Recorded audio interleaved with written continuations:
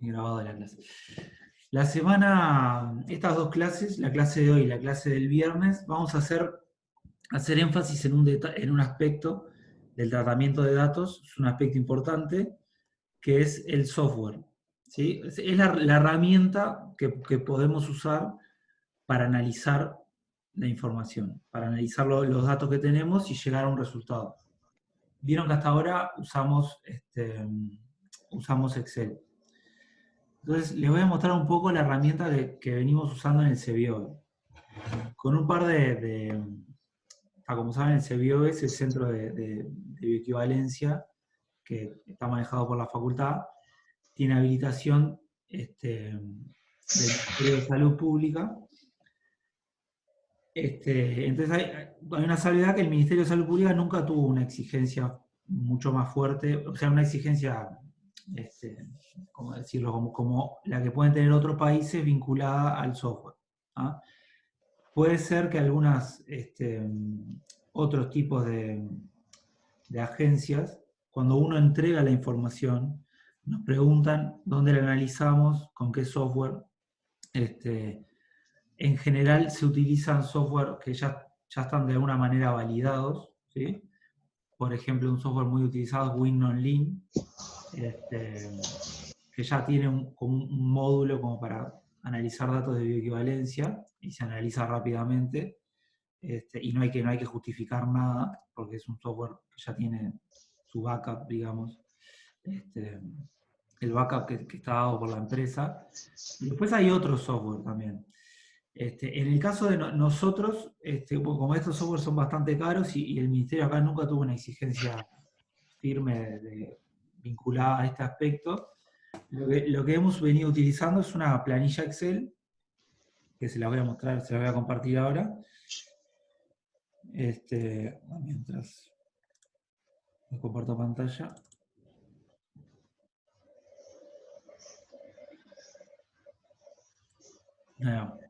Es una planilla Excel que armamos para analizar datos de manera lo más automatizada posible. Y esta planilla Excel sí la verificamos, de alguna manera hicimos una validación de esta planilla y periódicamente la hacemos por las dudas porque Excel, si bien tiene ventajas, también tiene varias desventajas en lo que es el cálculo y como qué tan robusto puede mantenerse una planilla de cálculo. Puede ser fácilmente alterada si uno altera una celda, ¿sí? Si uno altera una fórmula. Entonces, la manera de hacer una validación es analizar datos que ya se sepan cómo van a dar, o analizar datos con otro software y analizarlo también con la planilla que nosotros utilicemos y comparar los resultados.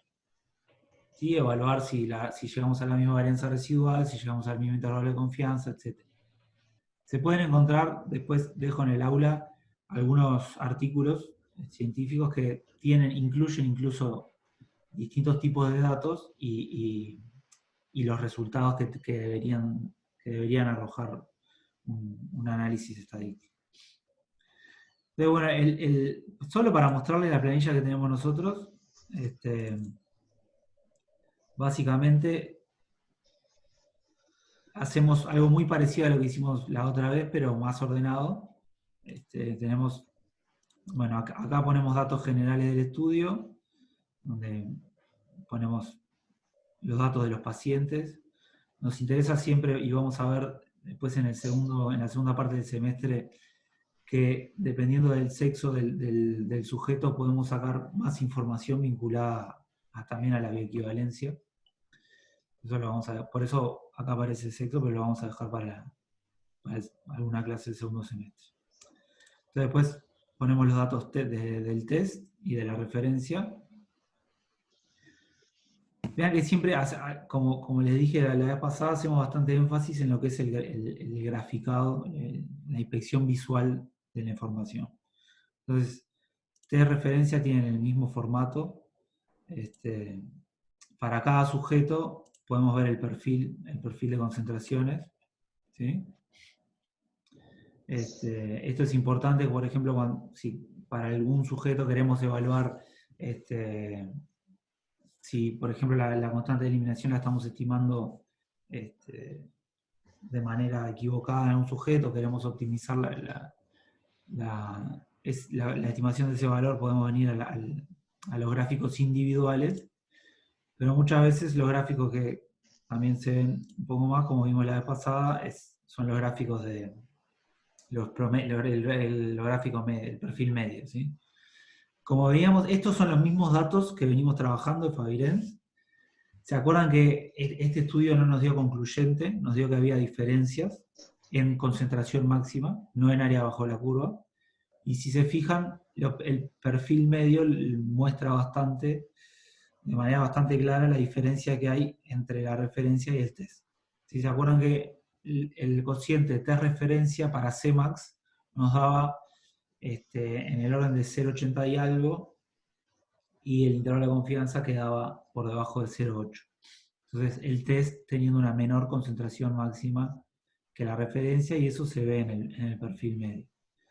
Hay otro perfil, acá, siguiendo analizando los resultados, otros perfiles que son pueden ser bastante útiles son los que se llaman spaghetti, en donde aparecen todos los sujetos, o sea, no hacemos un promedio, sino que graficamos todos los sujetos, incluso acá podemos pasar al logaritmo para ver a partir de qué momento tenemos una caída monoexponencial, o sea, una recta. Y también podemos evaluar cosas como qué variabilidad vemos en cada uno de los sets de datos, o alguna cosita más. Pero a veces se muestra esto como para evaluar qué tanta variabilidad. En este caso, creo que son bastante similares, es decir, referencia. Otros gráficos que son interesantes, comparativos, estas gráficas también las mostramos, la tienen en las diapositivas, comparación de áreas bajo los parámetros, la métrica farmacocinética que tengo en el test y con la referencia para cada sujeto. Cada sujeto en este caso es un punto. ¿Sí?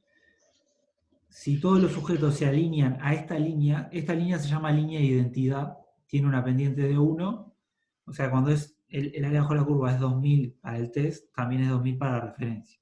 O sea que si todos los sujetos se acomodaran en torno a esta línea, tendríamos un cociente de referencia de 1, o sea, alta probabilidad de cumplir equivalencia.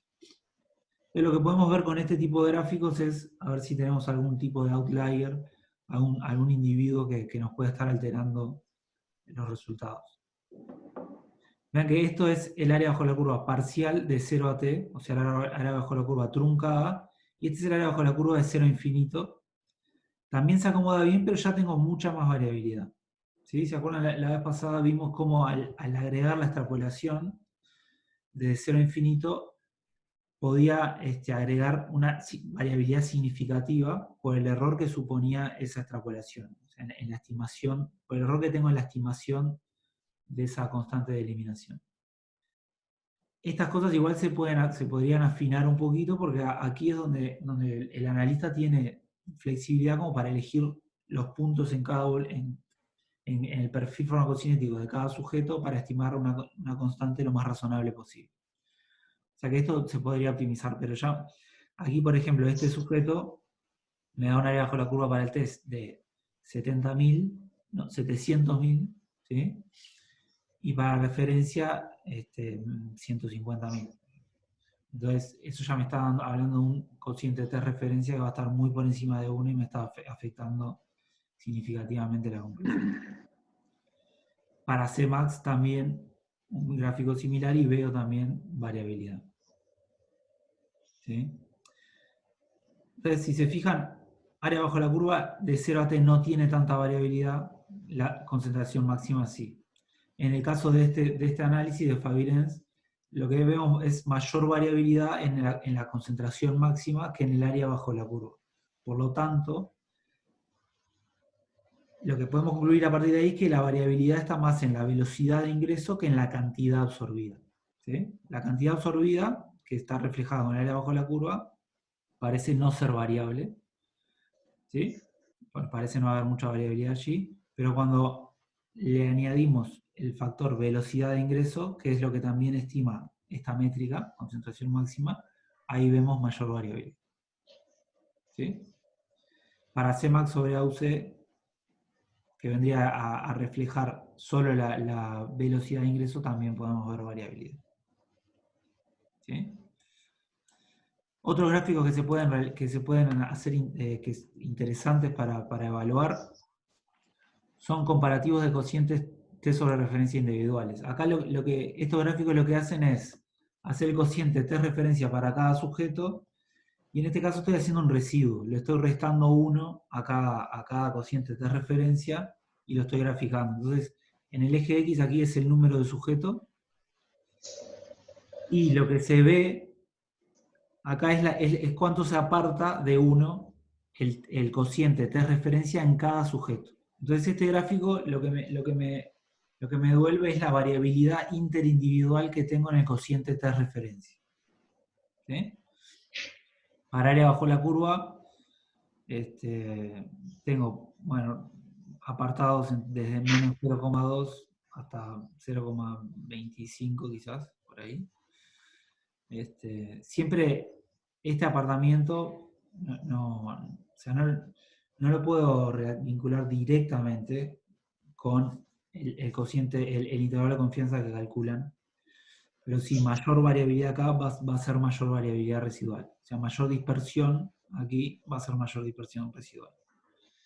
Por ejemplo, concentración máxima, que tiene mayor variabilidad residual, vean que acá tengo cocientes de esta referencia que se apartan bastante más que lo que se aparta del área bajo la curva. ¿Sí? Bien, esto para mostrarles un poco, seguir un poco con el análisis de datos y qué información puedo tener. ¿Sí? Entonces, acá el ANOVA, acá está, nosotros lo sacamos tanto con medidas aritméticas como con medidas geométricas. Cuando pongo media aritmética acá, lo que significa es que el análisis de datos de bioequivalencia aquí, en verde, está hecho con los datos sin transformar logarítmicamente. Mientras que acá, en azul, está hecho con los datos transformados logarítmicamente. Esto es lo que hicimos la clase pasada, área bajo la curva y concentración máxima. Concentración máxima se va de la especificación y tiene una mucho mayor varianza residual. ¿Sí? 7,2 es el coeficiente de variación para la varianza residual en área bajo la curva y 28% en concentración máxima, o sea que es bastante mayor. Otros parámetros que agregamos nosotros al análisis son tiempo medio de residencia, que bueno, es un poco para tener otra información, pero no es solicitada por el Ministerio o por ninguna agencia regulatoria. Y dentro de cada uno de estos análisis, si vamos a la ANOVA, podemos ver si, por ejemplo, hace tablas muy similares a la que construimos la vez pasada, evaluando la significancia de cada fuente de variabilidad. Algo que quería meterme acá, porque algo que no vimos la vez pasada, pero que les comenté que era importante, es analizar la secuencia, ¿sí? Dentro de la ANOVA. La secuencia se analiza con la suma de cuadrados, o sea, agrupando por secuencias, o sea, los sujetos que recibieron T referencia por un lado y los sujetos que recibieron referencia test por otro. La variabilidad de la secuencia está incluida dentro de la variabilidad de los sujetos. Entonces, cuando aquí calculamos una nueva variabilidad, una nueva varianza residual que le llamamos interindividual, cuya suma de cuadrados se estima restándole a sujetos la suma de cuadrados residual. O sea que esta celda, ven que es esto menos esto. Entonces, para ver si las secuencias son significativamente diferentes entre sí, comparamos la varianza que aporta la secuencia con esta varianza residual interindividual. ¿Sí? Y evaluamos su significancia. Entonces, en este caso, es no significativa. Es muy importante la secuencia porque ¿qué pasa? Si los periodos, ¿qué pasaba si los periodos, a ver si alguien me puede decir, qué pasa cuando los periodos son significativamente diferentes entre sí? ¿Alguien se anima a decir qué significa eso? Si acá en el ANOVA yo tengo una diferencia significativa.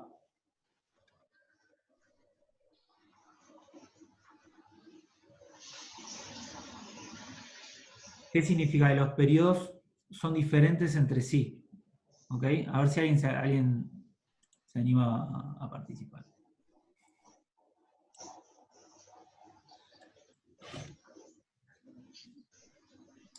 ¿Porque no quieren hablar o porque no la tienen clara?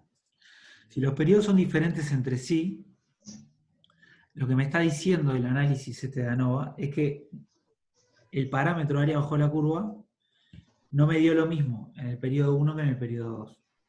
¿Está bien? Cuando yo llevo esto a la autoridad regulatoria no es tan preocupante porque yo utilicé un diseño de ensayo cruzado y compensado. O sea que tanto en el periodo 1 como en el periodo 2, la mitad de los sujetos, o aproximadamente la mitad, recibieron test y la otra referencia. Entonces se supone que diferencias en periodos afectan por igual a una formulación y a otra. Y como yo lo que me estoy concentrando es en la relación test-referencia, si ambas formulaciones fueron impactadas por esta supuesta diferencia de periodos de la misma manera, entonces no sería preocupante, o sea, podría asumir que no me está afectando la conclusión de bioequivalencia. ¿Ok? Sin embargo, cuando las secuencias dan diferentes, lo que significa es que no es lo mismo administrar test-referencia que referencia-test. Y eso sí es un problema que no hay, para el cual no hay mucha vuelta, no hay mucha salida. Cuando las secuencias son diferentes, es bastante complicado y puede trancar, puede trancar la aprobación del ensayo clínico. ¿Sí? Porque si no fue lo mismo administrar test referencia que referencia test, alguna diferencia hay entre las formulaciones que está generando este efecto secuencia. Entonces habría que ver si la varianza residual fue muy baja, la residual interindividual. O sea, habría que meterse ahí a analizar un poco más en profundidad, pero en principio sería un problema. Sería un problema en el diseño experimental. Bien. Finalmente lo que siempre hacemos es también obtener los parámetros farmacocinéticos. ¿Sí? Bueno, está. También la evaluación de Wilcoxon, ¿sí? Algo que no les, y lo tengo que subir al aula, es una tabla T de Wilcoxon. ¿Sí? Hay tablas T de Wilcoxon para tener el tabulado acá, que yo comparo con estos valores críticos T más y T menos. ¿Sí? ¿Se acuerdan que en el análisis en la prueba de Wilcoxon, yo obtenía dos métricas, aquí dos valores, y si alguno de estos era menor al valor de T tabulado, entonces las diferencias son significativas. El valor de T tabulado se saca de una tabla de Wilcoxon, donde me fijo las diferencias no nulas. En este caso las diferencias no nulas, T referencia, son 6. 4, 5. No, son más, perdón. ¿Sí? Acá, son 9. Entonces el T tabulado es 6. ¿Sí?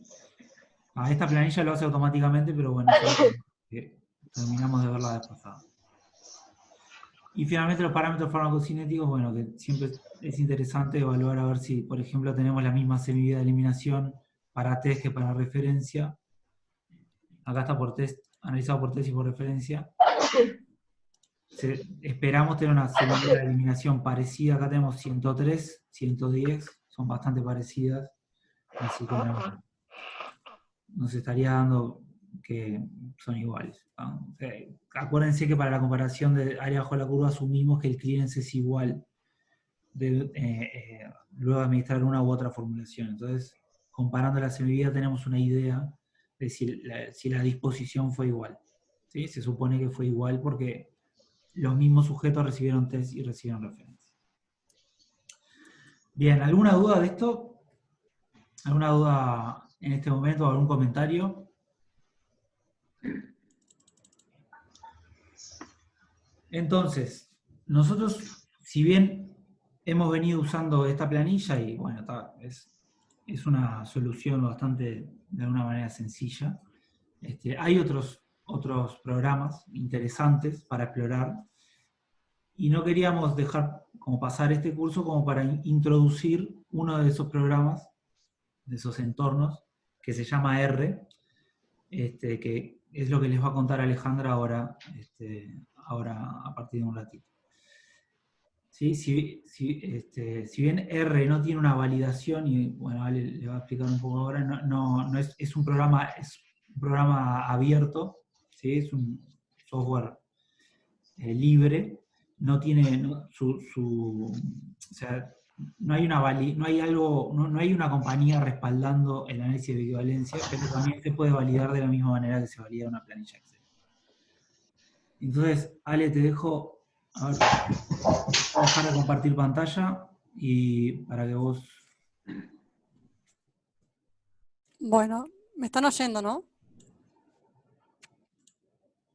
No. Sí, te estamos escuchando. Ah, ta. Bien. A ver, compartir pantalla. Bueno, justo vos, pero bueno, está. A ver. ¿Acá estarían viendo? Sí. Genial. Bueno, entonces está, como dijo Manuel, vamos a darles una introducción a R. Yo no sé cuántos de ustedes han ya usado R, si es que alguno usó.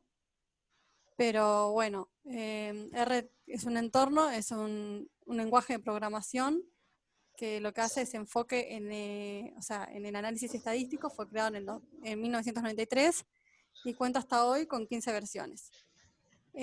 Como decía Manu también, es un software de acceso libre, entonces es colaborativo. Muchas personas cada uno hace su propia, paquetes, que ahora les voy a decir bien qué son, y nada, y es para eso, o sea, está desarrollado de forma colaborativa y abierta en el sentido de que todos pueden aportar algo al programa. Este sería la interfase de R, que cuenta con una consola. En general siempre vas a ver la consola, a diferencia de ahora que les voy a decir RStudio. También tiene una ventana del editor de los códigos y otra que es para ver si hacemos gráficos, porque R, si bien es para análisis, o sea, es para análisis estadístico numérico, también sirve para hacer, entre otras cosas, distintos tipos de gráficos. Pero bueno, en general vamos a usar RStudio, que es una interfaz para usar el lenguaje de programación de R, que es más amigable para el manejo. Entonces R también cuenta con una consola, con un editor de sintaxis, así como también con herramientas para el trazado, depuración y gestión en el espacio de trabajo. Es más nuevo, fue lanzado en el 2011 y al igual que R también es un programa colaborativo y abierto. Entonces les voy a mostrar, bueno, esta sería una imagen, pero les voy a mostrar mismo desde acá, que ven que tienen la consola esta, que aquí va a mostrar todos los comandos que hice en una sesión del programa. Acá estaría el editor. Este es el espacio de trabajo que en este momento está vacío y acá podemos ver en un momento todos los demás documentos que tenemos en el directorio de trabajo y después, bueno, vamos a poder ver los diferentes gráficos que hagamos, vamos a poder pedir ayudas y ver cuáles son los paquetes que tenemos habilitados. Bueno, esto está más o menos lo que les fui mostrando. Entonces, cuando lo descargamos, lo primero que tenemos que hacer es vincular R con RStudio. O sea, vamos a descargar por un lado R y por otro lado RStudio, y luego los vamos a enlazar. Entonces vamos a ir a herramientas y opciones. Acá claramente ya lo tenemos vinculado, pero ven acá que tenemos que, bueno, que el R es este.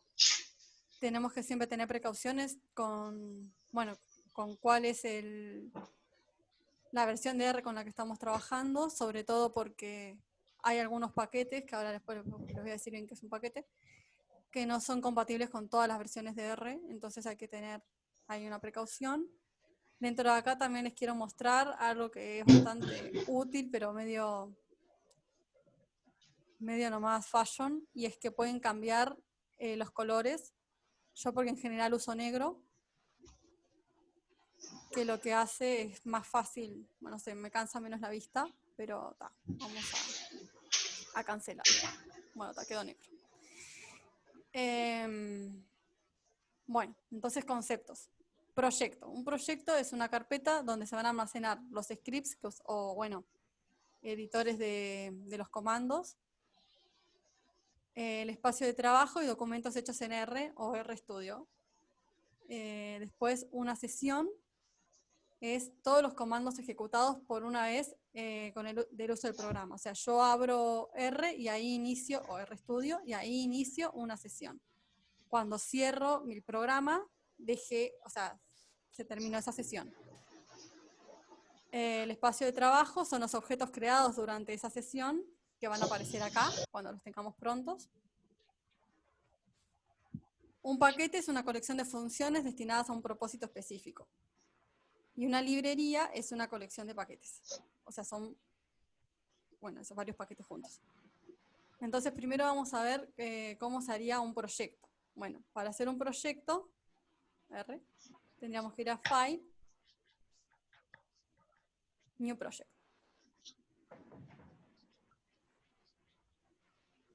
Vamos a ponerle que sí. Pero bueno, yo no lo voy a hacer, pero bueno, acá, New Directory, o bueno, irían viendo, ¿no? Yo en este momento no voy a hacer un proyecto. Pero acá les muestro cómo sería.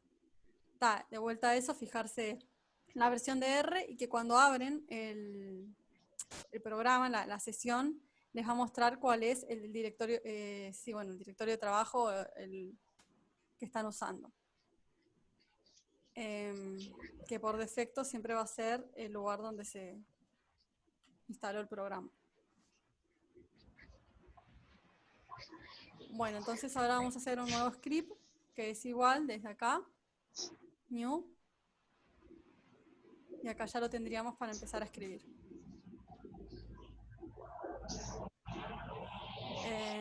Al guardarlo va a quedar en el directorio en el cual estemos trabajando y lo podemos abrir directamente desde ahí, y entonces en ese caso sí vamos a tener todos los objetos que hayamos guardado en ese espacio de trabajo.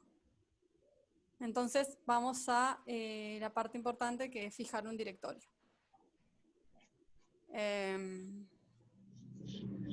Vamos a ir, hay varias maneras de hacerlo, se puede hacer desde acá, sesión, elegir un nuevo directorio. Yo estoy trabajando en el escritorio, así que voy a poner, esto, ¿no? Es el directorio. También pueden desde acá, si ustedes ponen more, pueden poner acá, y ven que ahí les aparece en la consola que acaban de fijar un directorio, en este caso en el escritorio.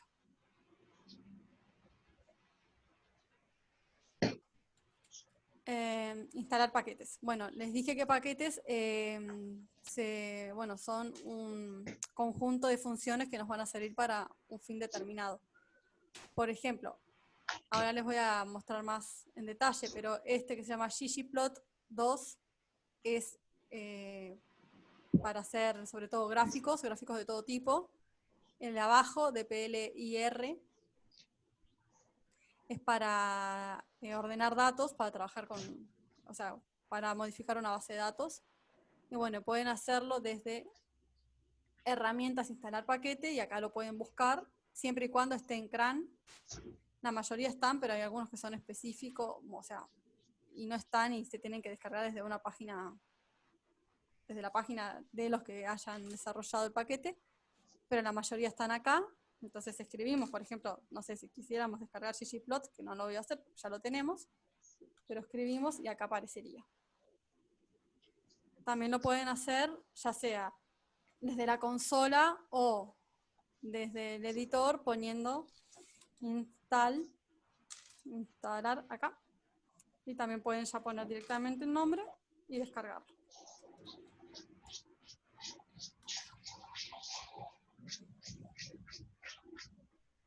Bueno, ejecutar un comando. Entonces, esto es un comando, por ejemplo. Y para ejecutarlo tenemos varias maneras. Vamos, por ejemplo, hacer de cuenta que este es el verdadero directorio de trabajo y no mi computadora que dejó de funcionar. Entonces tenemos tres maneras para ejecutar este comando. La primera es marcarla y apretar, para que no apretéis, run, y ahí ven que lo volvimos a correr. La otra manera, a ver si se me escucha porque necesito las dos manos, es apretar control enter o control R. Esas son las tres maneras que tenemos para ejecutar un comando. Y siempre van a aparecer en la consola. Lo importante es notar que aparezca de vuelta este símbolo, que quiere decir que ya se terminó de correr el comando que mandamos ejecutar. Bueno, hasta acá sería todo lo que es introducción. No sé si ustedes tienen alguna duda, si no ya podemos empezar a usarlo. ¿Dudas? Bueno, supongo que no. No, Ale, Sí. no, yo solo un poco comentar un poco más también. Como ven, R es bastante menos intuitivo que lo que es Excel, por ejemplo. ¿Sí? R es un programa, es un lenguaje, entonces uno utiliza determinada sintaxis, o sea, para aprender a utilizar un programa como este, un lenguaje como este, uno tiene que empezar que aprender la sintaxis con la cual se escribe el programa. ¿Sí? Entonces, R es ese lenguaje que tiene determinada sintaxis y que uno tiene que al principio luchar para incorporar algunas nomenclaturas y algunas maneras de escribir ese lenguaje. Pero que bueno, que después de que uno lo hace, ve que hay cosas que son bastante más, que tiene una potencia que es muy interesante. R sería ese lenguaje y es el que está, es cómo funciona la consola, digamos. Y acá estamos usando RStudio, que es una interfaz. ¿Sí? Entonces, arriba el script, lo que aparece arriba a la izquierda, ese es un lugar donde nosotros escribimos código y lo dejamos guardado para que en una segunda ocasión, cuando queramos trabajar de vuelta con ese código, tenerlo a mano. ¿Sí? Pero ese código hay que correrlo para que la consola ejecute determinadas funciones. Y ahí es como Ale lo estaba corriendo recién.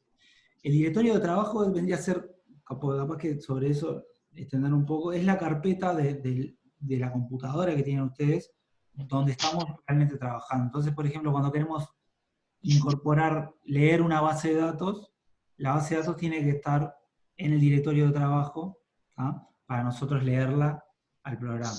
Cuando queremos imprimir una gráfica, esa gráfica se va a imprimir, o se va a guardar en el directorio de trabajo.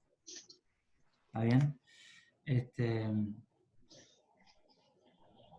Bueno, un poco, a ver. Voy. Para que me acordé de esto. Bien, entonces hay funciones básicas de R, ¿sí? Hay funciones básicas y hay funciones que el programa ya tiene, ¿sí? Uno puede correr una función, como ahora les voy a mostrar a Ale, Pero después están los paquetes. Los paquetes es un conjunto de funciones que uno ya puede usar. Por ejemplo, un paquete es el ANOVA. Entonces, el paquete ANOVA, yo después que lo instalé, por ejemplo, me hace todo el análisis de la varianza. ¿Sí? Entonces, esos paquetes son los que la comunidad de alguna manera desarrolla y pone a disposición y que uno tiene que instalar. Y dependiendo de lo que uno esté haciendo, se va a guardar distintos paquetes para utilizarlos en la función que uno quiera. Entonces, después, al final de la clase, o al final del viernes, no me acuerdo, le vamos a mostrar un paquete que es para bioequivalencia.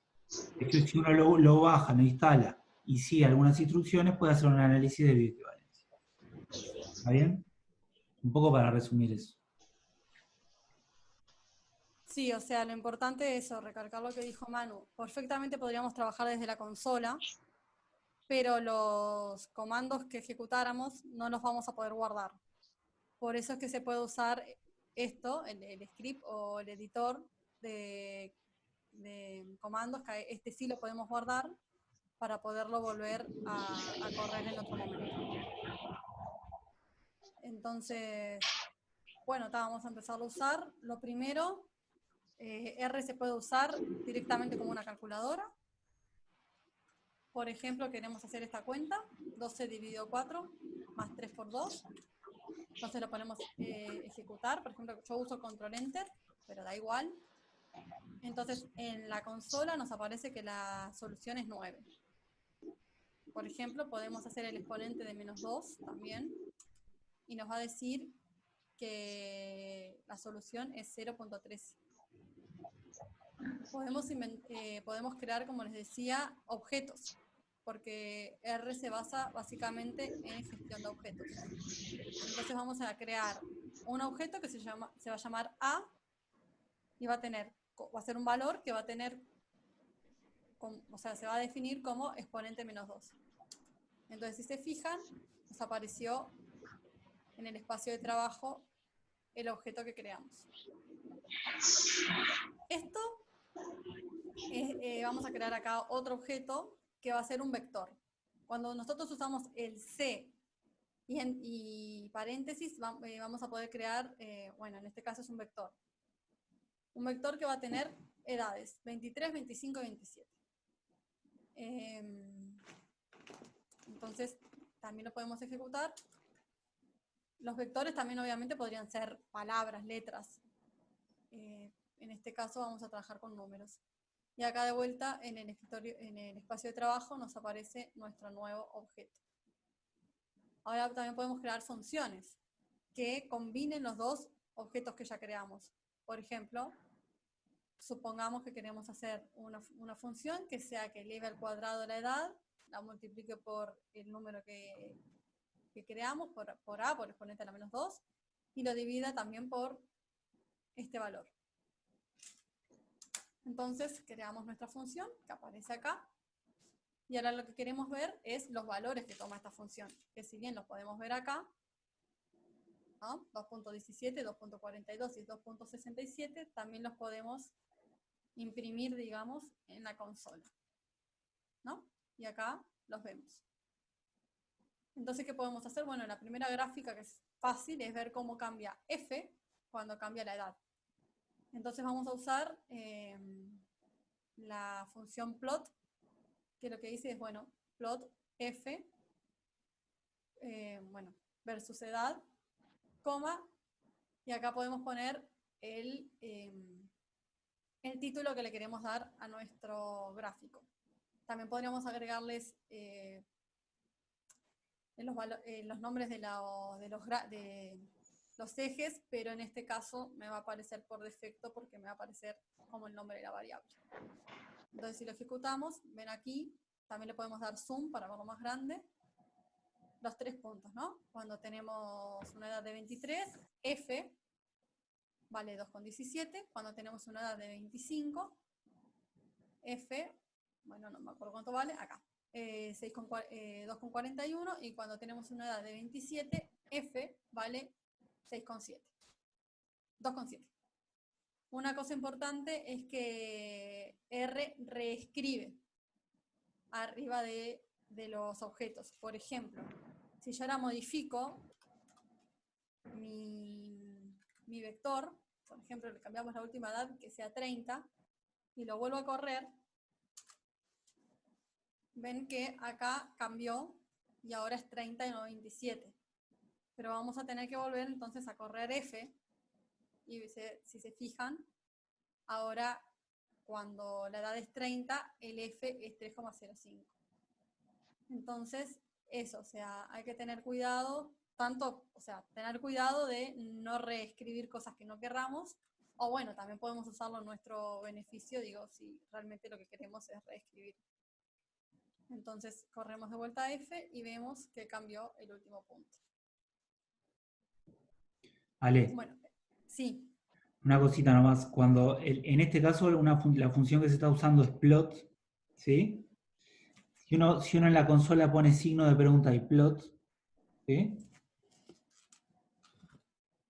A ver, poné. A la Desaparece acá. derecha, ahí va, les aparece la ayuda para cada función que les dice qué argumentos pueden poner. Entonces, es importante usar mucho la ayuda cuando uno empieza a trabajar, porque ahí uno puede ir definiendo qué argumentos tiene que poner adentro del paréntesis que está después de plot para graficar, ¿sí? Y cómo podemos cambiar la gráfica. Por ejemplo, el main, que puso Ale ahí, main, y le pone el título, ustedes ven que aparece como un argumento ahí en la ayuda. Entonces, cada una de estas funciones, si uno pone el signo de interrogación y pone el nombre de la función, puede entrar a la ayuda y eso lo pueden hacer todas las veces para, para fijarse cómo utilizar esa función. Eso. Bien. Bueno, entonces vamos primero a meternos a trabajar con vectores, que es como si fuese una base de datos bien sencilla. Vamos a crear un objeto, que va a ser un vector nuevamente, pero en este caso va a tener estos componentes. Van a ser 4, 5, 6 números en esa orden. Entonces si apretamos Control Enter, ven que nos aparece acá nuevamente con esos valores. Entonces, ¿qué podemos hacer primero? Por ejemplo, queremos ver cómo serían nuestros elementos del vector X si los dividimos entre 2. ¿Qué voy a hacer con esto? Cada elemento de mi vector lo voy a dividir entre 2. Entonces, si nos fijamos en la consola, vemos que ahora el primer elemento de este nuevo vector, digamos, porque si yo pongo, por ejemplo, no sé, z igual, lo podría guardar como otro vector. Entonces, mi nuevo vector va a ser 0.5, el primer elemento, 0.5, el segundo elemento, 1, 1.5, 2.5 y 4, porque claramente son 1, 1, 2, 3, 5 y 8 divididos entre 2.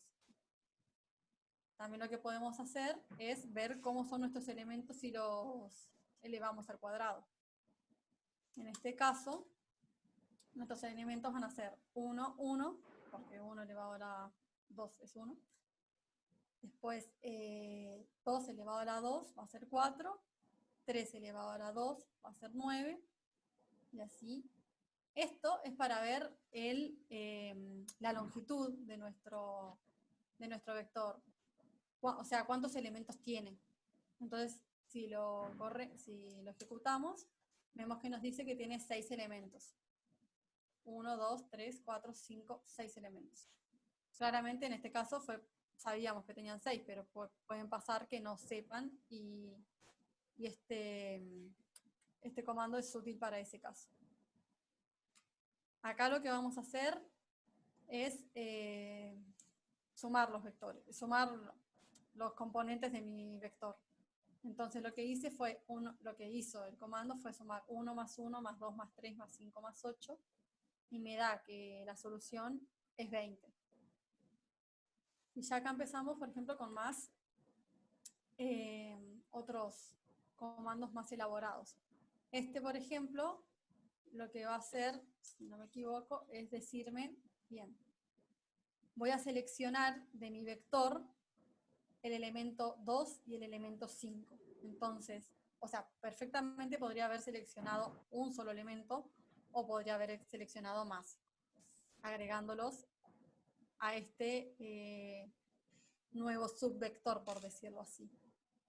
Entonces, en este caso le pedimos el elemento 2 y el elemento 5. El elemento 2 es un 1 y el elemento 5, bueno, es el 5. Ahora vamos a crear otro vector, en este caso i, que va a tener los componentes 1, 2, 3, 5, 5 y 6. Fíjense que son, bueno, obviamente de la misma longitud, del mismo largo, porque, bueno, en general, si no tuviesen el mismo largo, podríamos llegar a tener algún problema con algún cálculo, obviamente. Por ejemplo, este.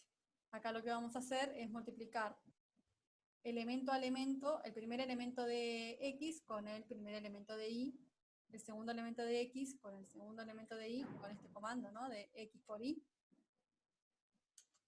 Entonces tenemos un nuevo vector que, por ejemplo, no sé, le podríamos poner w.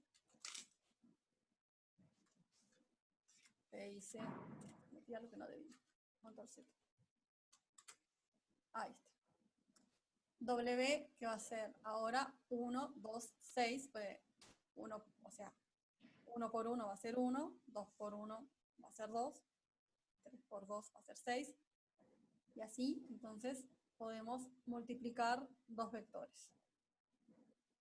Ahora lo que vamos a hacer con este comando es que el elemento 4 de mi vector i cambie y sea 4 ahora.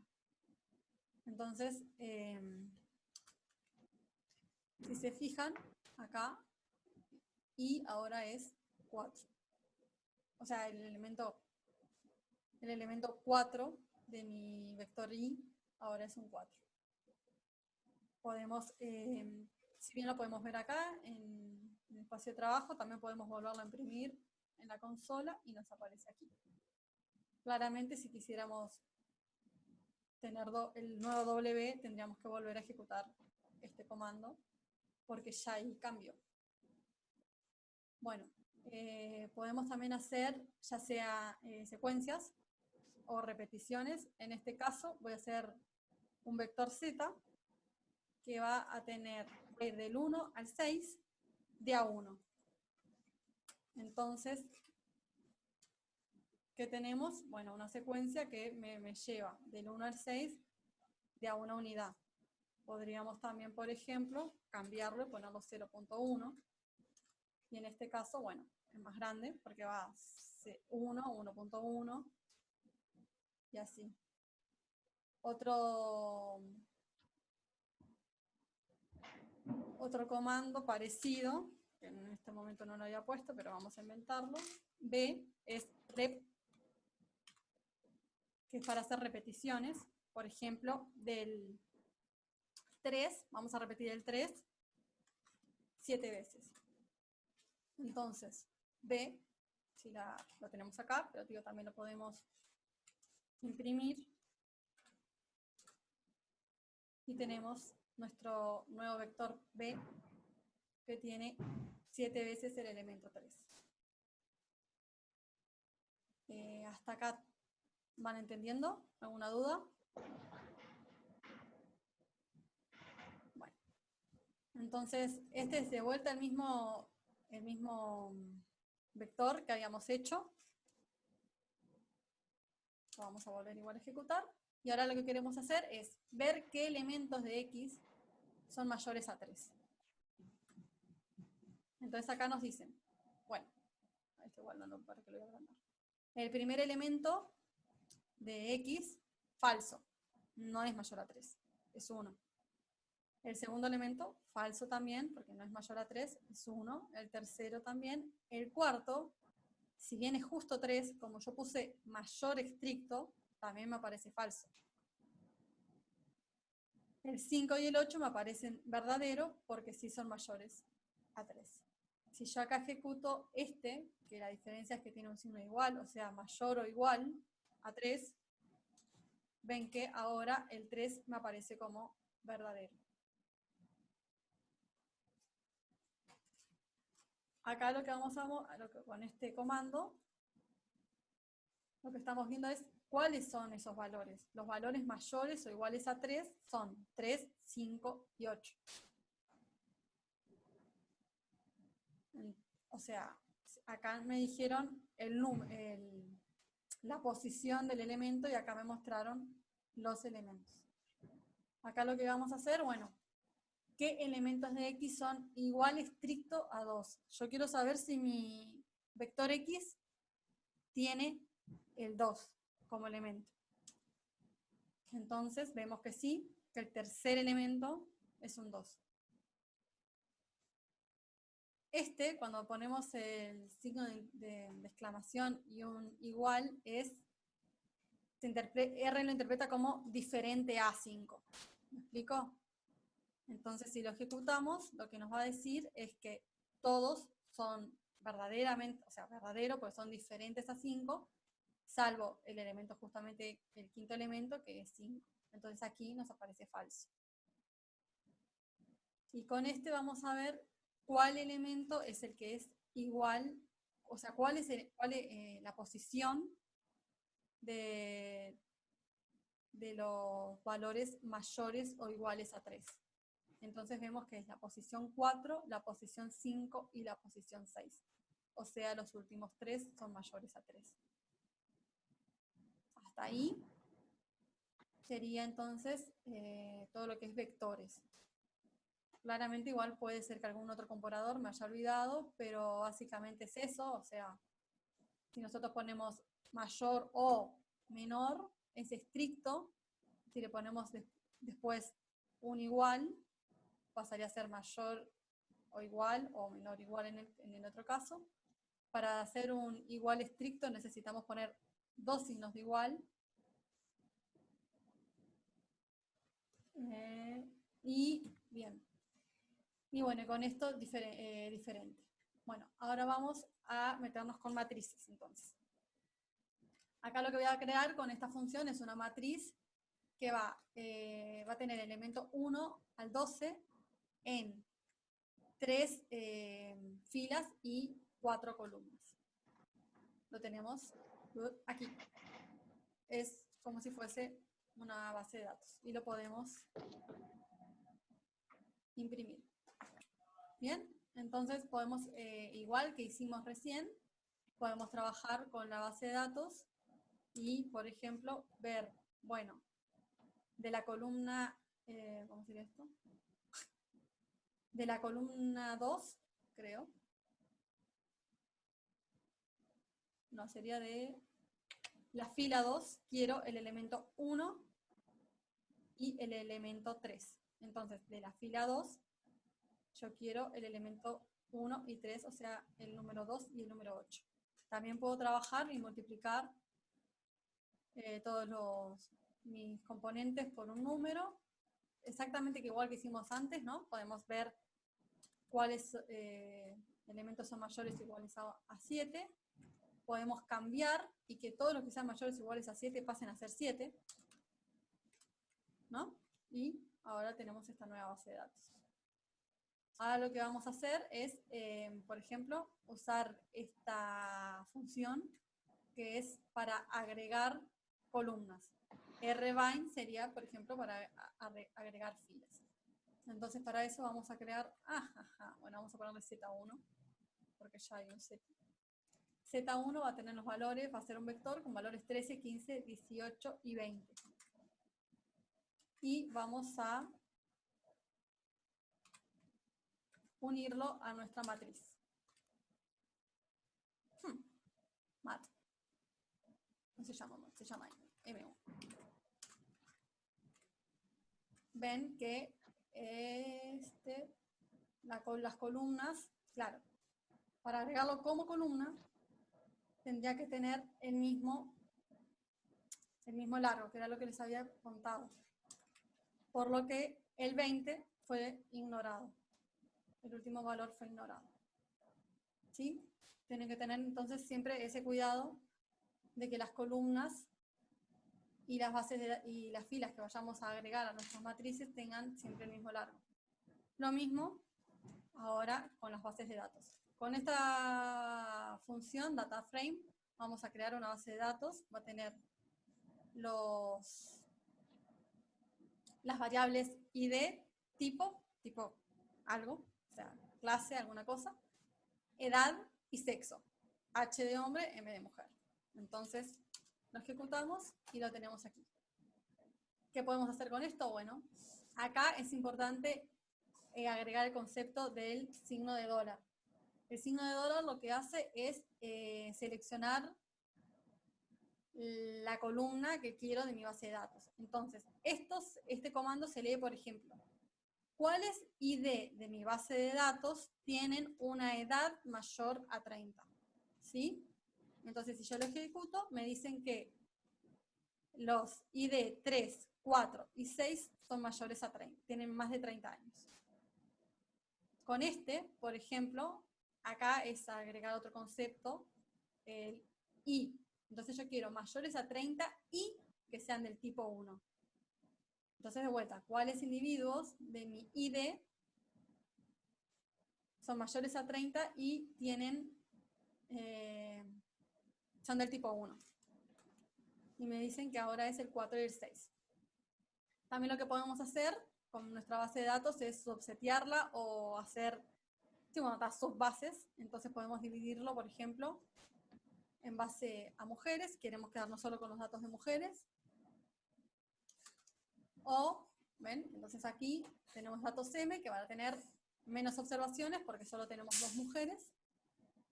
Y también podemos subsetear por un número, por ejemplo, para aquellos que tengan más de 30 años. Y nos fijamos, y son 3 observaciones, pues son 3 personas mayores a 30 años. Bueno, ahora vamos de vuelta, todo esto fue lo que estuvimos viendo. Entonces ahora el concepto nuevo es trabajar con una base ordenada. Lo importante en R es tener siempre una base de datos ordenada que va a facilitarle a R y a nosotros el manejo del programa. Entonces, lo importante es que cada columna debe representar una variable y cada fila una observación. Y hay que evitar tener columnas con el mismo tipo de dato o unidad. Entonces, la idea es siempre disminuir, hacerla como más finita y más larga, la base de datos. ¿Me explico? Por ejemplo, también que voy a cerrar porque vinieron a arreglar.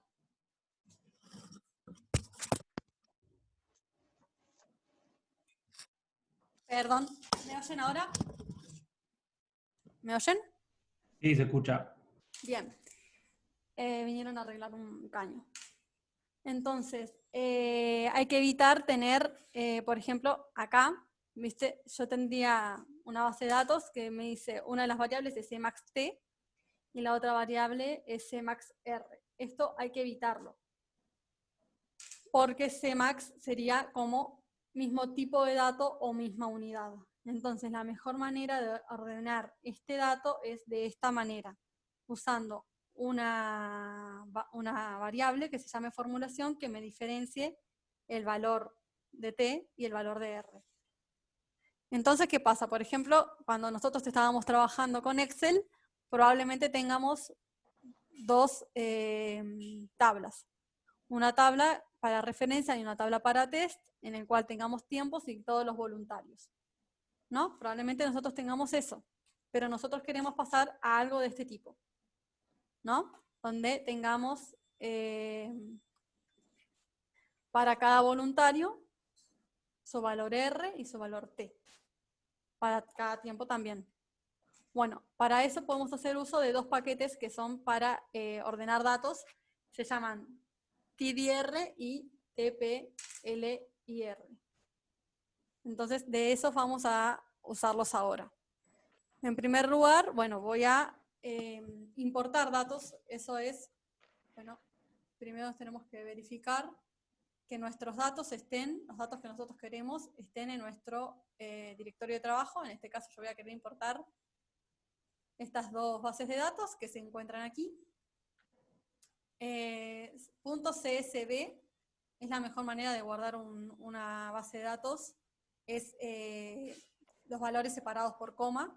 O sea, ustedes pueden hacer directamente en Excel una base de datos y guardarla como, en vez de como libro de R, lo pueden guardar como valores separados por coma. Lo importante de esto es que van a tener solamente una hoja. Vieron que R puede ser un libro, en este caso es solo una hoja. Pero bueno, los vamos a importar y vamos a ver. ¿Ven? Aquí ya me apareció. Me aparece que tiene 15 observaciones y que tiene 15 variables. Y si corremos T también. Una cosa importante es que podemos, en este caso que son bases de datos, si apretamos botón izquierdo sobre el elemento, nos lo abre y lo podemos ver en el editor. Entonces vemos que tenemos el voluntario 1, el voluntario 2, el voluntario 3 y así hasta el voluntario 14. En realidad son los mismos datos que estuvieron trabajando en Excel, simplemente que, bueno, creo que faltaba el voluntario 12 y por eso eran 15 voluntarios, algo así. Yo los hice recorrido para ser más fácil. Y los tiempos de cada muestreo. Lo mismo para test. Es exactamente igual. Ven que se llaman igual las variables. Entonces, ¿qué vamos a hacer? Bueno, vamos a esto, así como están estas dos bases de datos, nos complicarían para trabajar en R. Entonces, lo que vamos a hacer es ordenarlas. Para eso, primero vamos a cargar los paquetes que les dije, TDR, DPLIR, y también, ya que estamos, vamos a cargar ggplot2, que sirve para hacer gráficos y para hacer una exploración de los datos. Bueno, entonces vieron que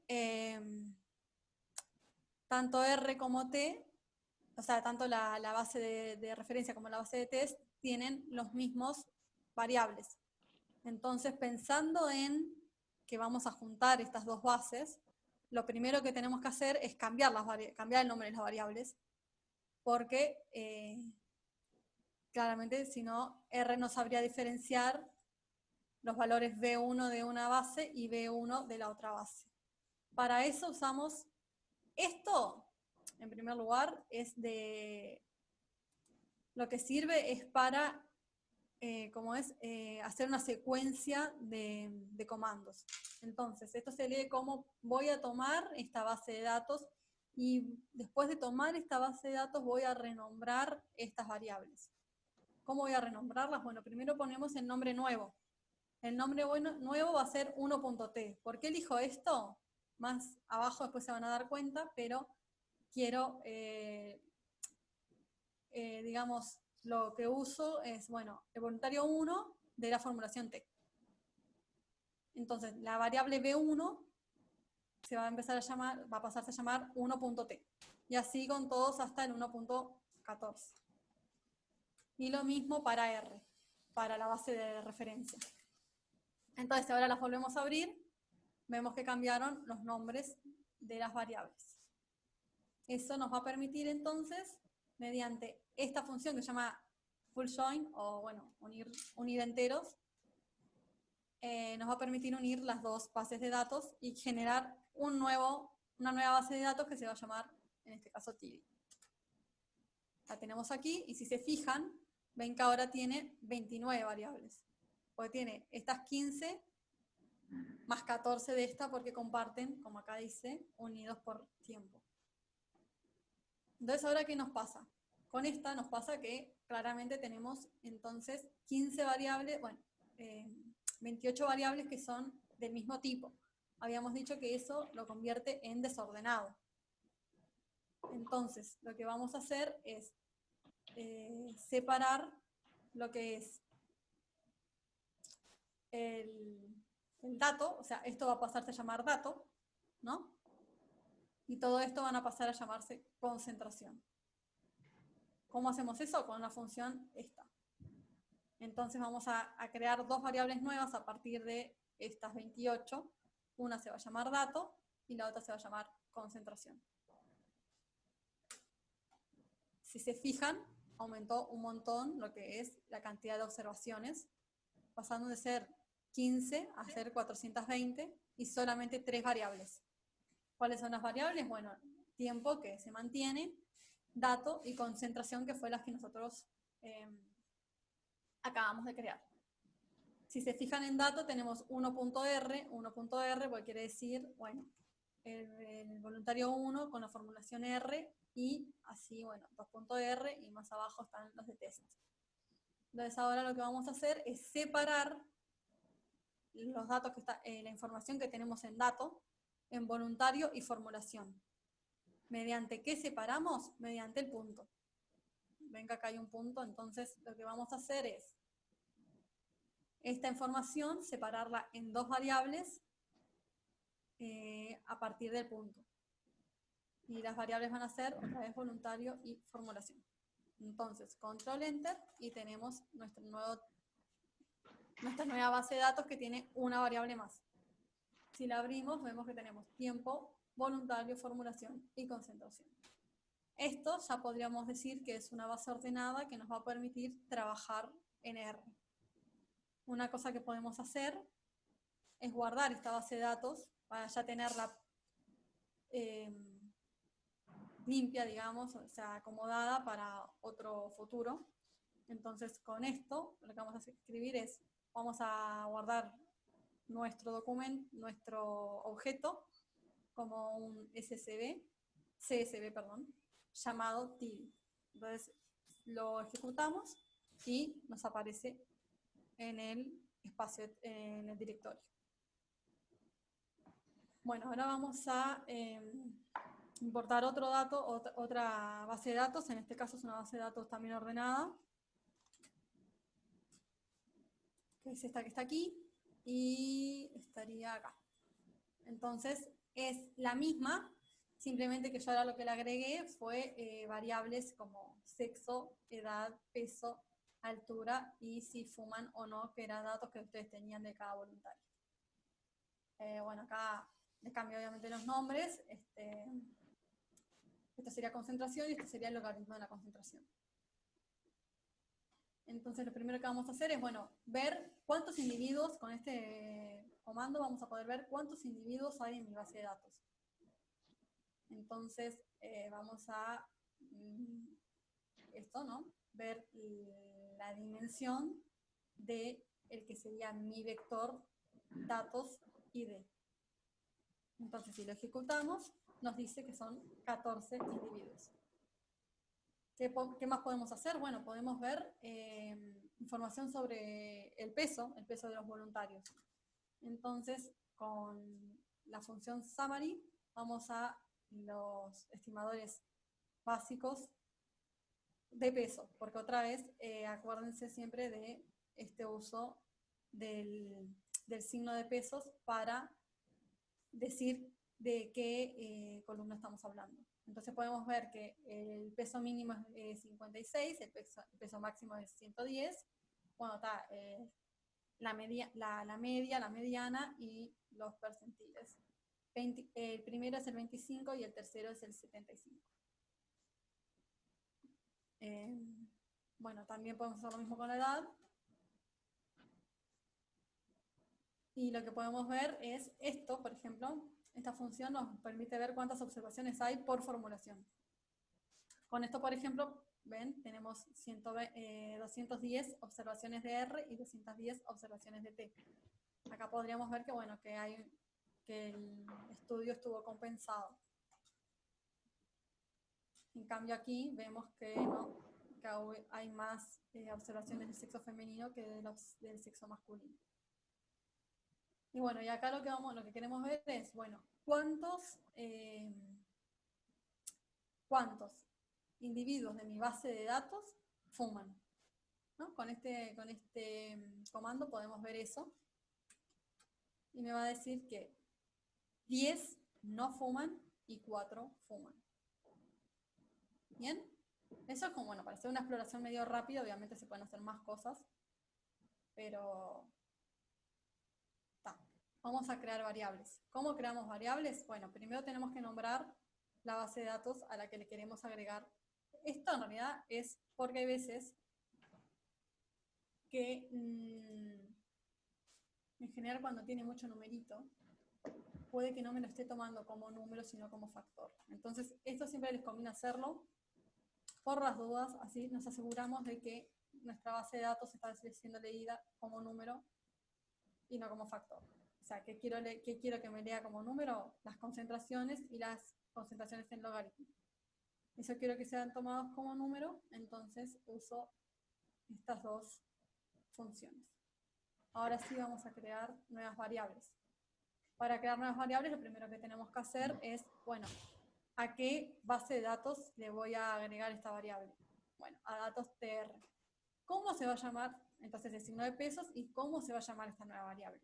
Esta nueva variable, por ejemplo, le voy a poner que se llame minutos y que sea el valor de tiempo por 60, porque mis valores de tiempo están en horas. Supongamos que queramos los valores, o sea, los tiempos en minutos, ¿no? Entonces, si vamos a la base de datos, vemos que tenemos una nueva variable al final, que es minutos. También podemos, por ejemplo, igual hacer lo mismo, pero con una función. Entonces queremos que nuestras concentraciones ahora, o sea, crear una variable que sea el logaritmo de concentración, que en realidad ya la tenemos en la base de datos, pero que sea logaritmo de la concentración. Entonces, si lo ejecutamos y vamos aquí, vemos que tenemos de vuelta una nueva base de datos, una nueva variable que se llama log c, y que es el logaritmo de la concentración. Y si se fijan, claramente es el mismo valor que este, porque ya teníamos esa. Esto se los dejo para que lo tengan presente. No lo vamos a usar acá porque no es necesario, pero en el caso que nuestra concentración al principio, o sea, nuestra concentración a tiempo 1, fuese 0, el logaritmo de 0 me iba a dar menos infinito. Entonces, en este caso, ¿qué haríamos? Bueno, que los valores que de la base de datos de esta variable sean iguales a menos infinitos, cambien y pasen a ser valor 0. Pero en este caso, como los valores al primer tiempo son distintos de 0, no lo necesitamos. Bueno, entonces aquí de vuelta lo que vamos a hacer es crear otra variable. En este caso va a ser la concentración máxima. Bueno, y este comando ya es como un poco más complicado y bueno, incluye como tres mini comanditos, ¿cómo es? Encadenados por, otra vez, este símbolo. Bueno, conjunto de símbolos. Entonces, primero vamos a elegir nuestra base de datos, queremos que sea datos TR. Vamos a agrupar por formulación y por ID. Porque ¿qué queremos hacer? Queremos sacar la Cmax de cada individuo, pero la Cmax de cada individuo de cada formulación. Por eso necesitamos agrupar primero por formulación, que es lo más grande, y después dentro de cada formulación agrupar por ID para generar la concentración máxima. Entonces, si ejecutamos y vamos de vuelta a TR, bueno, vemos que creamos la variable maxc, que tiene para el individuo 1 la concentración máxima para R y para el individuo 2 la concentración máxima para R, y más abajo van a estar las concentraciones de test. A ver, bajamos.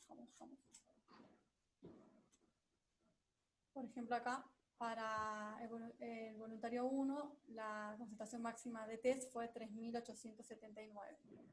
En cambio, para referencia había sido 3.201. Otra cosa que podemos hacer es la media, para sacar el perfil promedio y la desviación estándar. Para eso primero, entonces lo que vamos a tener que hacer es, como queremos la media de cada formulación, bueno, primero agrupar por formulación y después agrupar por tiempo para generar para cada tiempo la media y la desviación estándar. Ejecutamos y si vamos de vuelta, observamos que otra vez tenemos dos variables nuevas que tienen el valor promedio para referencia y la desviación estándar para referencia. Si se fijan, ahora esta, por ejemplo, 727, y si vamos al voluntario 2, es de vuelta 727, porque estos números se van a repetir tantas veces como individuos tengamos. Este es exactamente igual, simplemente ver que se llama diferente, ¿no? Nuestra nueva, vamos a crear un objeto que se va a llamar datos tr barra baja 1 a partir de datos tr. Es igual a este, simplemente observen que acá en vez de mutate uso summarize. ¿Y eso qué quiere decir? Bueno, en este caso lo que vamos a hacer es crear una nueva base de datos, que solamente me va a importar tener la Cmax de cada individuo para cada formulación. Entonces, si lo corremos y tenemos datos T1, ven que tenemos solo 28 variables, porque tenemos 14 Cmax para una formulación y 14 Cmax para la otra formulación. Y lo mismo si hacemos esto. Vamos a tener solamente 30 observaciones también, porque van a ser 15 para referencia y 15 para test, y tenemos la media, o sea, el perfil medio de cada formulación con su desviación estándar. Nada, eso, simplemente las dos diferencias que pueden crear un nuevo objeto o pueden simplemente seguir agrandando el objeto que ya tenían. Pero tienen que tener en cuenta que en algunos casos van a usar esta función y en otros esta. Y ahora vamos a hacer algunos gráficos exploratorios. Por ejemplo, en este caso vamos a hacer un diagrama de cajas. Supongo que ya han visto el diagrama de cajas, pero lo que vamos a tratar de ver es ya diferencias en las Cmax entre formulaciones. Entonces, para eso, primero mencionamos las dos variables que queremos. Las dos variables que queremos trabajar va a ser Cmax de C y la formulación, justamente, ¿no? Cómo cambia Cmax con la formulación en los datos TR. O sea, para la base de datos TR. Acá otra vez podemos poner el nombre del gráfico y el nombre de los ejes. También podemos colorearlo, en este caso, para hacerlo más bonito. Y elegí naranja, pero bueno, hay un montón de colores en R que pueden explorar, es muy divertido. Entonces, cuando lo ejecutan, nos aparece aquí el diagrama de cajas creado y vemos que, bueno, hay una ligera diferencia, que bueno, que tampoco es tan ligera porque por algo después da significativo, pero ven que la media de R, esta representa la media y esto representa los percentiles, el percentil inferior y el percentil superior y la variabilidad entera. Entonces vemos que R tiene mayor variabilidad y tiene los valores un poquito más altos que test. Y acá esto representa un outlier, es un dato de test que parece que fue muy alto. También podemos hacer histogramos. En este caso, por ejemplo, podemos ver la dispersión de la Cmax en nuestra base de datos. Entonces, para eso seleccionamos la variable que nos interesa en la base de datos que nos interesa. Vamos también a ponerle un nombre gráfico y en este caso va a ser en azul, pero puede ser también en cualquier otro color. Y si ven, aquí está la dispersión. Vemos que los mayores valores se dieron entre 3.000 quizás y 4.000 unidades de concentración. Esta es la frecuencia en porcentaje. Creo. Bueno. Ale. Y ahora lo que podemos hacer es hacer un diagrama de dispersión o si x sobre x y en función de x. En este caso vamos a hacer concentración en función del tiempo. Entonces tenemos que decir, bueno, ¿cuál va a ser nuestro eje X? Nuestro eje X va a ser el tiempo. Nuestro eje Y va a ser la concentración. Tenemos que otra vez nombrar la base de datos. Y yo acá lo que quiero con esta parte del comando es que me separe por colores las formulaciones para tener los datos de test de un color y los de referencia de otro color. También podemos ponerle nombre a los ejes, tiempo en horas y la concentración en miligramos por litro y un nombre al gráfico. Entonces, este es un diagrama de puntos que muestra bueno, los puntos para cada individuo. Vemos que tenemos entonces los test en celestito o verde y los referencia en rojo.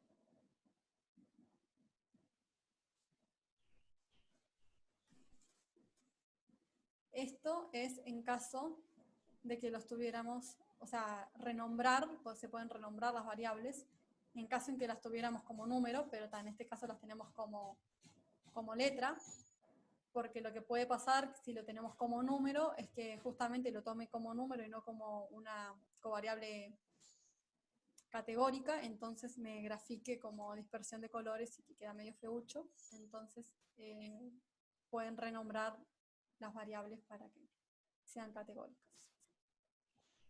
Y bueno, y ahora vamos a meternos en ggplot.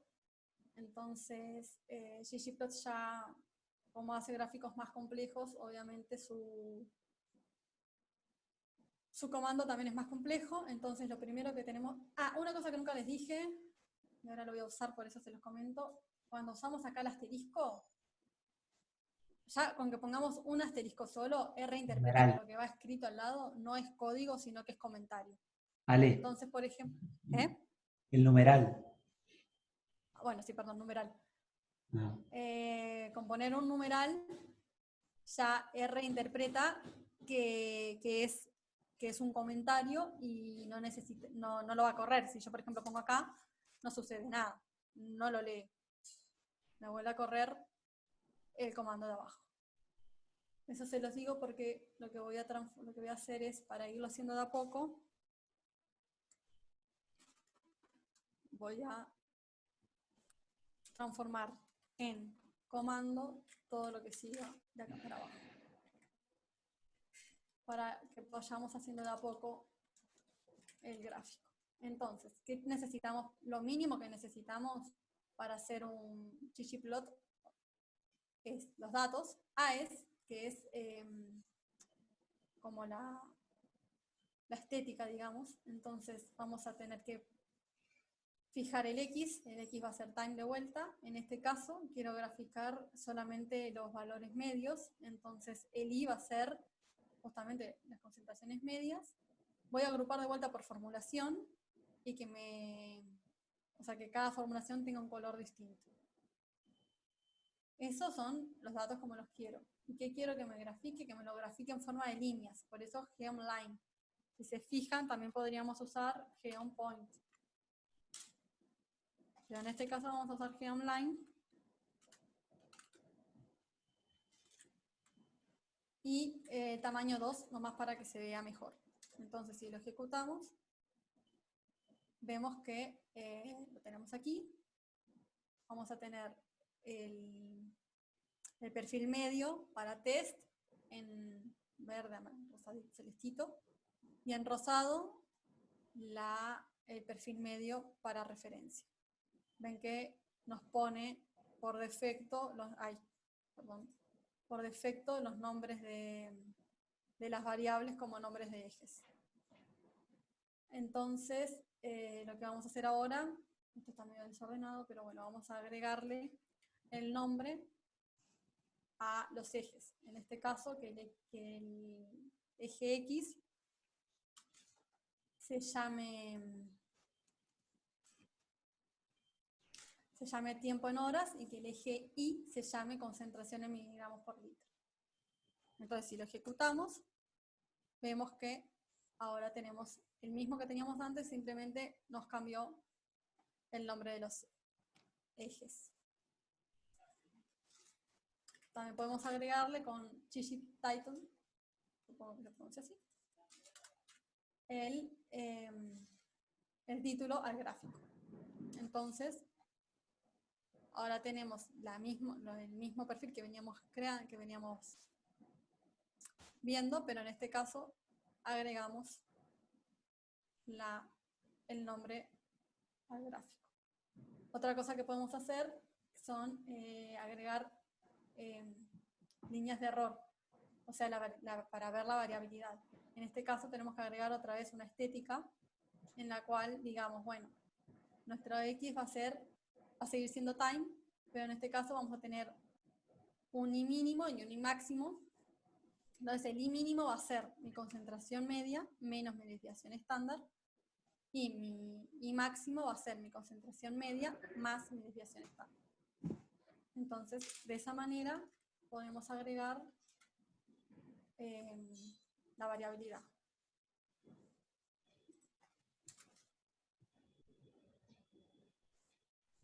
Lo pueden ver aquí. Entonces, cada punto va a tener, bueno, en este caso, 2 líneas de error, una que corresponde a referencia en rosadito y la otra que corresponde a test en verde, celeste. También los podemos poner más gruesos, pero bueno, queda como medio, ¿no? Y otra cosa que podemos hacer, y esto es suponiendo, agregar otro elemento, o sea, se pueden agregar un montón de elementos. En este caso voy a agregar un elemento que me parece interesante, que se llama el H-line, supongo. Vamos a poner una línea horizontal, entonces para escribirlo tenemos que poner este comando, y en este caso yo voy a poner 2 líneas, por eso hay un vector. Voy a poner una línea que me marque los 1000, la concentración 1000, y otra que me marque los 4500.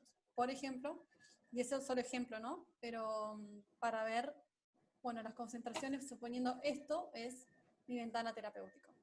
Entonces puedo ver cuáles observaciones se fueron de mi ventana terapéutica hoy y cuáles están por dentro. Por ejemplo, bueno, dado que la desviación, podríamos decir que algún punto puede ser que esté por arriba de 450 y podemos ver que por debajo de 1000, después de alrededor de un poco antes de las 24 horas, tenemos ya valores más bajos. Bueno, entonces ahora, ya que lo hicimos de a poco, vamos a hacer rápido este. En este caso, la única diferencia es que vamos a usar solamente los datos de C. No quiero ver ahora los datos promedios, sino que quiero ver todos los datos, y en este caso sí voy a usar GeoPoint. O sea que vamos a hacer uno muy parecido a este comando, pero usando el paquete ggplot. Entonces lo corremos y vemos otra vez este gráfico. En este caso vemos si las observaciones que están sobre 4500, que suponiendo esta ventana terapéutica, podríamos decir que están sobre la ventana terapéutica, y todos estos estarían por debajo de la ventana terapéutica. Bueno, y ahora está en cosas más elaboradas. Vamos a hablar de Shiny. Bien, esto ya lo vimos. Vamos a hablar de Shiny, que es una herramienta para crear fácilmente aplicaciones web interactivas. Entonces lo que permite al usuario es jugar con los datos o explorar los datos sin necesidad de manipular el código. Entonces vamos a necesitar tener algunos paquetes instalados, y vamos a ver 2 ejemplos. Uno con Simulix, yo creo que esto ya lo tengo cargado. Estos paquetes habría que tenerlos, pero ya los tengo. Entonces lo que primero vamos a hacer es con Simulix crear una simulación de un modelo farmacocinético monocompartimental. Esto, bueno, es un ejemplo de farmacometría para los que ya hicieron. Entonces lo vamos a hacer medio rápido porque estamos cortos de tiempo. Pero bueno, podemos ver aquí, hicimos una simulación de un tratamiento de 100 miligramos de alguna dosis cada 24 horas. Entonces aquí me mostraría cómo sería el perfil medio. Y usando esto, podemos abrir una aplicación y con ella podemos jugar. Por ejemplo, ustedes se fijan acá que nosotros fijamos valores acá a volumen, a clearance, bueno, a BM y a KM de la eliminación. Entonces aquí lo que podemos hacer es ver cómo se modifica mi perfil medio con cambios en estos valores. Por ejemplo, si el clearance aumenta, las concentraciones disminuyen. Si aumento la dosis, las concentraciones aumentan. Y así podemos ir viendo cuáles serían los parámetros que tendríamos que fijar para tener quizás el perfil que nosotros queremos. Pero no solamente sirve como a nivel farmacocinético, sino que dado la situación en la que estamos, quería mostrarles un ejemplo medio rapidito. A ver si lo puedo, si me hace caso. Este es un ejemplo que saqué de internet, lo pueden encontrar, y bueno, nos muestra los casos de coronavirus. Por ejemplo, podemos pararnos, este es un mapa interactivo, entonces podemos pararnos sobre Uruguay, no está actualizado claramente. Tenemos los casos confirmados y estadísticas como casos cada 100.000 habitantes. Cuántos se recuperaron, cuántos murieron, y así en todos los países, ¿no? También podemos ver no solamente los activos, podemos ver los acumulativos. ¿Ven? También no solamente COVID, también podemos ver el H1N1, el SARS, el ébola. Tenemos un montón de... Aquí también vemos los nuevos casos, cómo van aumentando con el paso de los días. Y otra cosa era aquí, creo. Ustedes se fijan que acá, por ejemplo, nomás para que... Está cargando. Para que vean que en lo que se basa esto es en un subset o en un filtrar, porque yo acá puedo seleccionar, por ejemplo, no sé, Argentina, y me va a aparecer los casos de Argentina. A ver, buscamos Uruguay, y los casos de Uruguay. Entonces estamos subseteando la base de datos que está, ¿cómo es?, linkeada a este programa para ver los datos que nos interesan gráficamente. Entonces tenemos los nuevos, como van aumentando, el acumulativo. Y bueno, por hoy, entonces era eso nomás lo que les quería mostrar. La semana que viene vamos a ver un poco de cómo se puede hacer un análisis de datos también en R, de varias maneras. O sea, podemos simplemente escribir, bueno, simplemente no, pero digo, escribiendo el código o también usando herramientas más específicas. No sé si querían preguntar algo más. Si no, ya estaría por hoy. Acá igual les dejo el link, después cuando suba las diapos, para que si quieren jugar. Ale. Sí. Sí, solo al decir un poco, bueno, la próxima clase es el viernes. Sí. La idea, o sea, la idea de esta semana es un poco, con la clase de hoy ustedes tuvieron como una introducción bastante fuerte, o sea, como rápida, a esto que lleva un tiempo digerirlo y asimilarlo, ¿no? Entonces nosotros un poco lo que queremos hacer es, lo que vamos a estar haciendo después de hoy y del viernes, le vamos a estar pasando un tutorial para que se instalen R y jueguen un poco con el código que Ale lo está mostrando y se los vamos a pasar, ¿no? Un poco para que asimilen cómo sería un análisis en R de bioequivalencia, que lo vamos a completar el viernes. ¿Está bien? Le vamos a pasar mismo otros datos. Lo que Alejandra le mostró al final, lo que pretende es mostrarle la potencialidad que tiene el lenguaje en cosas que se pueden hacer. ¿Sí? Pasamos de algo bastante sencillo como es análisis de datos a mostrar toda una plataforma para comunicar información y para que la gente filtre información. Incluso antes Alejandra le mostró cómo simular datos farmacocinéticos con otro programa. O sea, un poco solo para que vean la potencialidad que tiene la herramienta aplicada tanto al análisis de datos como a la comunicación de información. ¿Tá? Y después del viernes van a ver un poco la potencialidad que tiene cuando uno tiene ya hecho un código y lo puede aplicar a distintas bases de datos de manera bastante rápida y reproducible, generar reportes, etc. Pero bueno, un poco la idea original de estas clases era que ustedes estén en la computadora, en la sala informática, siguiendo esta clase, siguiendo los códigos, un poco jugando con R, después dejar un tiempo para que ustedes también manipulen. Bueno, dado la situación esta, lo hacemos así, les vamos a dejar un tutorial y los lugares de donde instalar R y RStudio, para que un poco trabajen después la semana que viene con el código de R un poco. La idea es que ustedes tengan a mano esta herramienta, que sepan cómo se puede usar. No dominarla, porque eso lleva un tiempo, pero sí tener las herramientas básicas y saber hasta dónde se puede llegar, o sea, qué cosas se pueden hacer con esta herramienta. Me decía que eso era importante, y bueno, el viernes vamos a estar complementando esto. Así que bien, si alguien tiene algún comentario, Alejandra, ¿algo más? ¿Quieres comentar? No, yo estoy bien. No sé si alguien tiene alguna duda. ¿Alguna duda? Bien, entonces subimos el código y los recursos para instalar esto al aula virtual.